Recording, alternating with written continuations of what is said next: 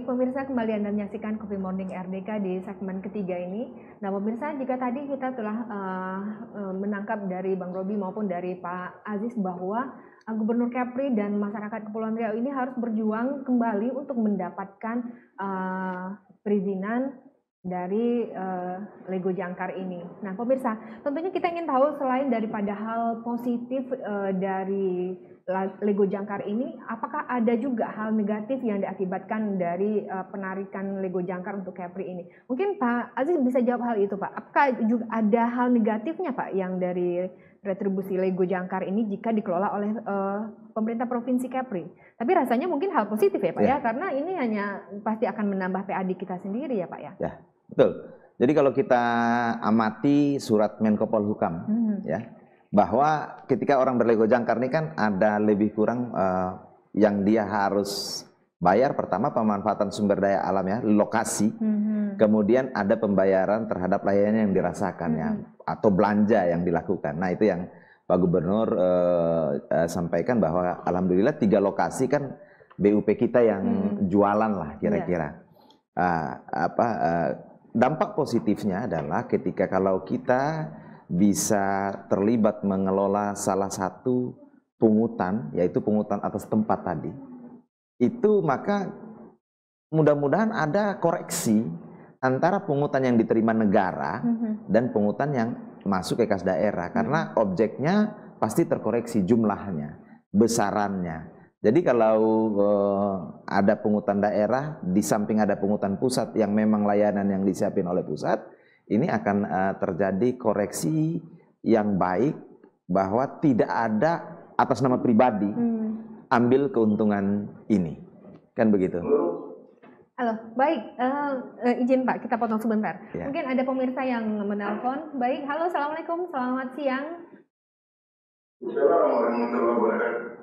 Baik, dengan siapa Pak?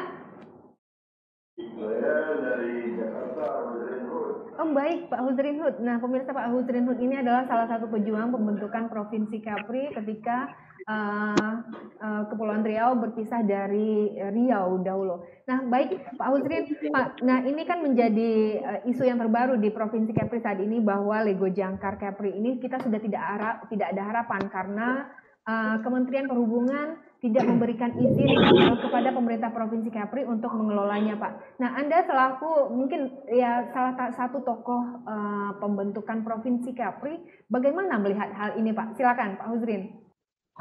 Para pirsawan Serempan TV, khususnya narasumber, Bapak Aziz Jo, Komisaris PT Pelabuhan, dan juga Robi Patria sebagai pengamat. Mungkin semua orang tahu dan pembawa acara tahu, saya adalah pelaku daripada bersama-sama Aziz ini yang memperjuangkan mendapatkannya Lego Jangkar ini. Saya menemui Menteri Keuangan, kemudian Menteri Keuangan ke Batam. Saya minta Profesor Aklus bersama Jamhur menemani untuk bicara dengan Menteri Keuangan. Menteri Keuangan sudah memberi laluan, green light kita bisa masuk tanpa mengganggu keuangan negara, dan saya menemui Menko Maritim.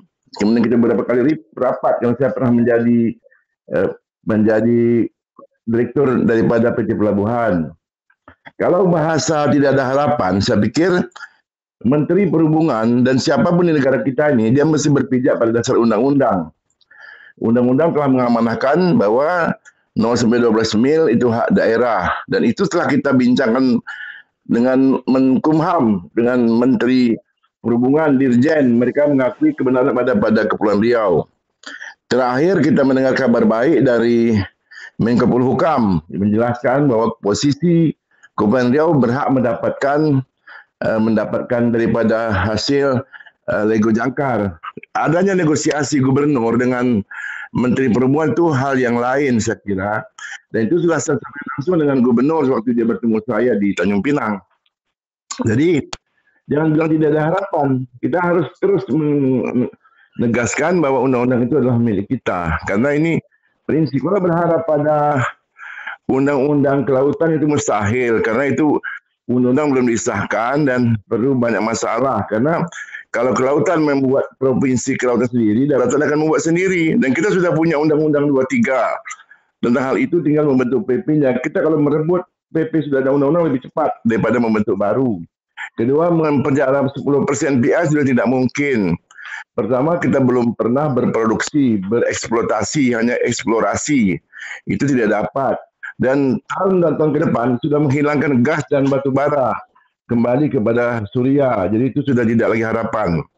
Jadi saya kira bentuk tim percepatan urusan Lego Jangkar melibatkan forum rektor, forum akademisi, dipimpin oleh DPRD. Kalau gubernur merasa tidak kuat karena dia adalah orang pusat di daerah juga dia. Jadi dia ada dua sisi.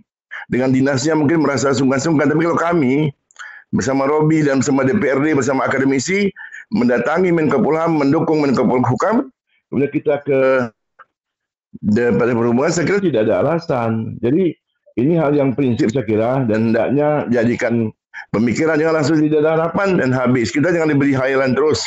Kepri ini mampu dia memakmurkan rakyatnya, walaupun tanpa Lego Jangkar, walaupun tanpa sirkuit F1, walaupun tanpa jembatan Batam Bintan, tetapi kesungguhan konsentrasi kita mesti jelas kepada rakyat. Itulah saya kira. Saya monitor lagi nih mendengarkan pendapat Pak Adis Jo dengan Robi. Nanti kita diskusi lebih lanjut. Terima kasih. Baik, Pak Husrin tahan dulu Pak. Mungkin saya ingin bertanya satu hal lagi Pak Husrin. Baik Pak, mungkin Pak bahwa diduga mungkin ada oknum yang membatalkan Kepri memperoleh hak atas pengelolaan Lego Jangkar ini. Bagaimana menurut Anda Pak? Pertama, kita adalah negeri yang santun, negeri yang saya kira punya ada istiadat yang baik. Kita tidak boleh berburuk sangka. Kita hanya bicara soal aturan. Kalau penghalangan manusia itu biasa bagi dagang bisnis adanya usaha persaingan. Seperti contohnya membangun Kepri ditolak oleh Riau. Tapi kan dengan kita bersungguh-sungguh dan tidak pernah berhenti dan itu dibolehkan, kita berdapat hasil. Jadi saya kira itu hal yang menjadi membuat semangat kita. Kalau ada tantangan kita akan berani maju dan kita akan buka semua masalah di Laut Kepri. Tapi mesti dibentuk satu SK percepatan dan kemudian dibuka secara habis di seluruh luas-luasnya, didukung oleh masyarakat bersama ke Jakarta. Saya kira ini akan lebih cepat untuk mendapatkan itu. Jangan hilang harapan, saya kira jangan hilang harapan, itu saja. Oke Pak, jadi Pak artinya kita meskipun tidak mendapatkan hak kelola Lego Jangkar ini, tapi kita masih bisa memperoleh PAD dari sektor lain, begitu ya Pak ya? Ada sektor lain dan turunan daripada Lego Jangkar juga ada, tapi ini hak kita rebut dulu, jangan kita diberi hayalan yang panjang-panjang. Saya dengar dari Kepala Biro, ini kita ada harapan di PI 10%, ada harapan di Jembatan Batam Bintan, ada harapan di sirkuit dan sebagainya. Itu hayalan panjang, tapi di depan mata kita ini jelaskan, kita perebutkan segera. Gitu. Ya, baik. Terima kasih Pak Husrin. Baik, terima kasih Pak Husrin atas atensinya pada kesempatan hari ini, bahwa Bang Robi dan Pak Aziz tadi bahwa Pak Husrin menyebutkan kita harus membentuk suatu tim khusus yang melibatkan akademisi dan juga pemerintah itu sendiri untuk memperoleh kembali hak kita ini, ya, gitu, begitu kan Pak? Ya. Nah, ini apakah bisa dilaksanakan dalam waktu dekat ini Pak? Bagaimana Pak Aziz? Saya rasa ketika masukan Pak Husrin ini dieksekusi sebenarnya bisa, karena untuk melakukan tuntutan itu kan masyarakat yang dampak kerugian kan boleh melakukan entah judicial review atau apa bentuknya yang sesuai dengan peradilan umum untuk menguatkan hak provinsi atau menggugurkan apa yang dilakukan oleh pusat, kan ini saya rasa bisa, kan dia perlu legal standing saja, artinya siapa yang sesuai dengan ketentuan memang memiliki legal standing selaku penggugat. Menggugat. Nah memang kalau saya pikir yang terbaik adalah dilakukan oleh masyarakat dalam representasinya adalah akademisi yang ya kan sebenarnya tujuannya satu, bahwa kita ingin keadilan ya, karena apa yang sudah ditegakkan ini bagaimana bisa terwujudkan dengan sebenar-benarnya. Nah, jadi saran dari Pak Husrin itu tim yang dibentuk ini sebagai satu tim untuk melakukan upaya hukum lebih lanjut supaya berkekuatan hukum tetap, itu sangat baik. Itu mungkin cara terbaik saat ini untuk bisa membantu Pak Gubernur dalam melakukan upaya meningkatkan PAD. Dan memang inilah yang nyata nih, Pak. Ini kan perpindahan kantong nih. Kalau ini berhasil kan uang itu langsung berpindah. Tidak ada proses lain-lain lagi. Artinya semua lokasi yang ada Labu Jangkar itu ada manfaatnya buat Kepri. Kalau hari ini kan hanya lokasi yang dikelola oleh PT Pelabuhan Kepri yang nantinya dapat dividen kan dari jualan atau layanan. Dan kami sangat mendukung, mudah-mudahan Bapak Gubernur mendengar ini dan segera memerintahkan. Dan kalau sudah diperintah Pak Gubernur untuk melakukan ini, apalagi dorongan tokoh-tokoh kita, saya rasa sangat cepat. Kita bisa bentuk tim, melakukan ajukan gugatan, Pak Robi dan teman-teman hadir, kita semua hadir. Saya rasa mudah-mudahan itulah bisa kita peroleh kembali. Ya mungkin saya ke Bang Robi nih Bang. Tadi Pak Hussein menyebutkan ya kita harus segera secepatnya untuk membentuk satu tim untuk pemenangan kita memperoleh kembali hak kita. Nah mungkin apakah dalam waktu dekat ini, pertanyaan yang sama ke Pak Aziz tadi saya sampaikan kepada Anda. Dalam waktu dekat ini mengingat juga Pak Gubernur kan masa tugasnya tinggal beberapa tahun lagi. Bagaimana Bang Robi? 2 tahun. Ini kan awal masih Maret ya. Masih Maret. Jadi kalau gubernur itu tidak dia mau atau tidak sungkan dengan pusat, itu bisa dibentuk saja gitu. Tim perjuangan Labu Jangkar misalnya, tim apa isinya ya tokoh-tokoh itu dan orang-orang yang berpengalaman soal bisnis Labu Jangkar ini. Saya kira ini kan memang sudah ada lampu hijau dari Menko Polhukam, sudah disetujui. Kemudian ini kan cuma memindahkan saja, duitnya sudah ada. Barangnya sudah ada, tinggal dipindahkan rekening Pemprov Kepri seperti itu. Ya itu saja direbut. Daripada kita tadi ya berjuang mendapatkan berapa? 13 triliun misalnya untuk pembangunan jembatan Batam Bintang, 1 triliun untuk sirkuit F1. Kalau PAD itu dapat 200 miliar itu, RT RW itu bisa dapat motor itu. Gampangnya seperti itulah. Dari pembagian PAD yang besar tadi. Kita bisa bangun apa saja. Tapi kalau nggak dapat ya kita akan terus seperti ini. Seperti ini saja. Minta terus menjolok dana APBN ya untuk dilarikan ke Kepri. Tapi kalau kita sudah punya kekuatan fiskal anggaran yang kuat, ya kita bisa bangun apa saja, bisa memberikan beasiswa kepada mahasiswa Kepri yang mau S3, S2, itu bangun jalan yang bagus-bagus. Kalau kita lihat ke Lingga, ke Karimun, ke Natuna, jalan raya provinsi itu masih kurang bagus itu. Artinya Bang, mungkin pemerintah dan juga masyarakat melihat apa potensi yang ada di depan mata kita dibanding kita mencari-cari atau melihat yang lain begitu. Itu kan masih lama, itu kan proyek mercusuar. Jembatan Bintang. Proyek mercusuar membelah laut. Nggak dapat PAD. Yang dapat PAD ini jelas. Makanya bentuk tim langsung berangkat ke Jakarta, tetapkan. Kalau ada persoalan hukum ya digugat. Yang biasa dalam hukum tata negara. Ini kan untuk kepentingan masyarakat Kepulauan Riau juga. Baik Bang Robi. Nah pemirsa mungkin dapat kita tangkap bahwa tadi untuk mengembalikan, memindahkan uang yang ada di pemerintah pusat ke kas daerah Provinsi Kepri perlu ada pembentukan tim khusus untuk memperjuangkan hal itu. Baik pemirsa, mungkin di segmen ketiga ini kami juga ingin mendengar sedikit mungkin dari Pak Aziz dan juga Bang Robi terkait dengan gimana sih Pak ini supaya bisa kita dapatkan kembali agar masyarakat kita sejahtera orang Kepri ini. Silakan Pak, closing statement di segmen ketiga ini. Closing statement saya bahwa saya suka bilang bahwa Kepulauan Riau ini adalah negeri yang sejahtera. Dan kita insya Allah bisa mandiri karena kita ini istimewa. Istimewa, bahkan laut yang ada di kita, laut ini kan sama, mau di mana saja, di Papua, di NTT, sama lautnya. Tapi letak ini yang buat kita istimewa. Dan letak ini ya sama dengan di jalan kan. Ada tanah di pinggir jalan dengan di tengah hutan, per meter perseginya udah berbeda harganya. Dan orang yang paling bijak adalah orang yang pandai memanfaatkan apa yang dia miliki di tempatnya untuk sebesar-besarnya kemaslahatan umat yang ada di tempat itu.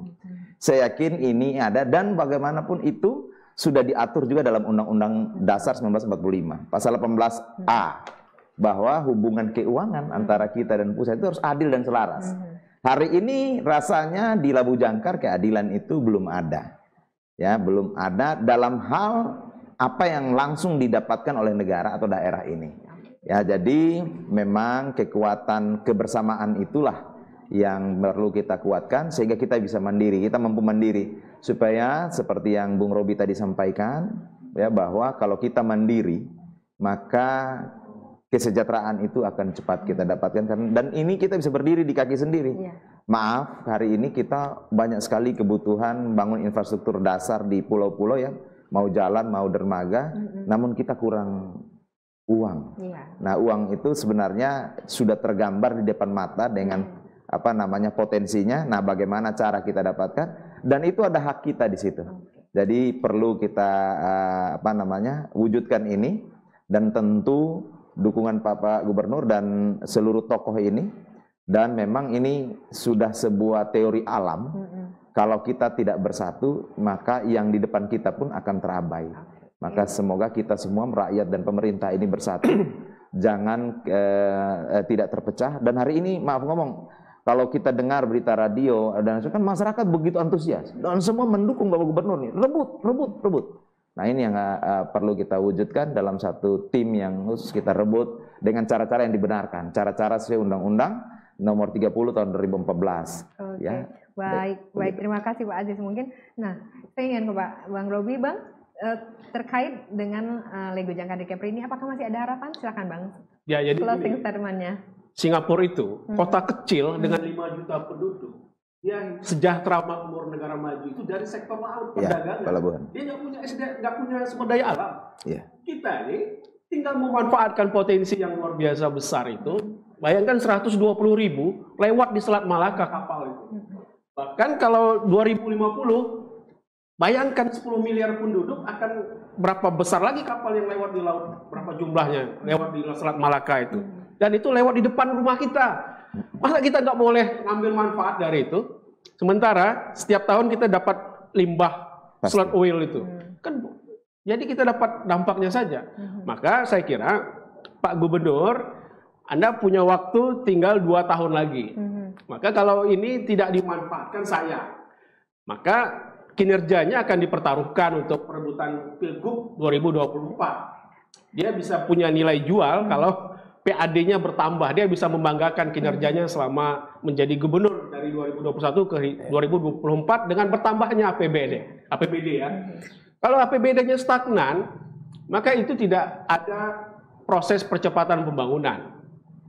Kalau negara itu laju, dia pasti APBN-nya nambah ya. Orang bertambah kaya, tambah makmur, itu ada namanya progres.